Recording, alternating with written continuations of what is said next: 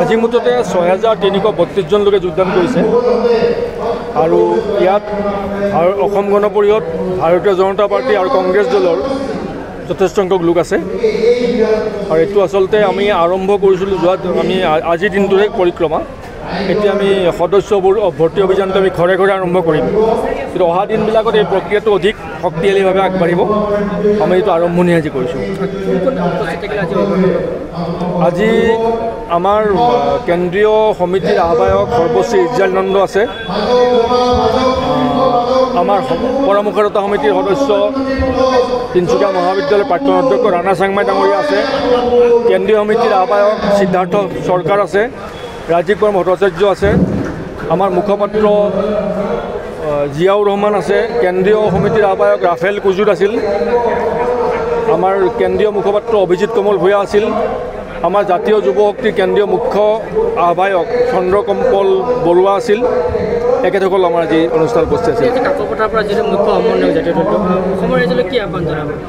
আমি আহ্বান জনাম যে দীৰ্ঘদিন প্ৰতাৰণা বঞ্চনাৰ বিৰুদ্ধে সৰ্বভাৰতীয় দলসমূহে অসমক কৰা ধাৰাবাহিক নিৰ্যাতন, অসমীয়া জাতি হত্যা, অসমৰ ভাষা, সাহিত্য, সংস্কৃতি, ৰাজনৈতিক অধিকাৰ খৰ্ব কৰাৰ বাবে দিল্লীৰ শাসনযন্ত্ৰই নিৰবিচ্ছিন্নভাৱে চলাই থকা আক্ৰমণৰ বিৰুদ্ধে আমি ঐক্যবদ্ধ সংঘবদ্ধভাৱে অসমৰ জাতি জনগোষ্ঠী, বিভিন্ন ভাষা ধৰ্মৰ লোকে সমন্বিতভাৱে অসম মাতৃক ভালপোৱা লোকসকল একত্ৰিত হৈ অসমত এক শক্তিশালী আপোচবিহীন আঞ্চলিকতাবাদী চৰকাৰ আমি প্ৰতিষ্ঠা কৰিব লাগিব ২১ চনত।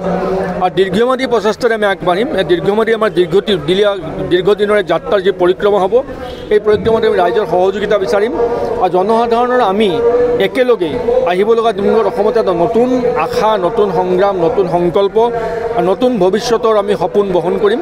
মই যোগদান কৰিছোঁ কাৰণ বিজেপি যিটো ভেলু বেছ পলিটিক্সৰ কথা পতা দলটো আচলতে ভেলুলেছ পলিটিক্স পাতি আছে।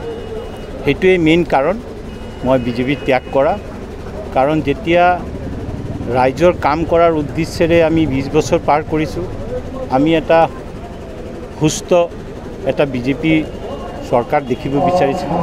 যেতিয়া হিমন্ত বিশ্ব শৰ্মাৰ নিচিনা ব্যক্তি, দুৰ্নীতিগ্ৰস্ত ব্যক্তিসকল বিজেপিৰ দায়িত্ব লৈছে আৰু পুৰণি বিজেপি সকলোকো বাদ দি সিহঁতি নিজৰ এই কংগ্ৰেছৰ যি এজেণ্ডা আছিলে ছেইম এজেণ্ডাত পলিটিক্স কৰি গৈছে আৰু ৰাইজৰ চিন্তা ভাৱনা বাদ দি পলিটিক্স কৰি আছে। সেইটোৱেই বেছিক কাৰণ মই আজি AJP জইন কৰিছোঁ, অসম জাতীয় পৰিষদ জইন কৰিছোঁ আৰু মোৰ বিশ্বাস যে আমি পাৰ্টিটোক আগবঢ়াই লৈ যাব পাৰিম আৰু ৰাইজে আমাক লগ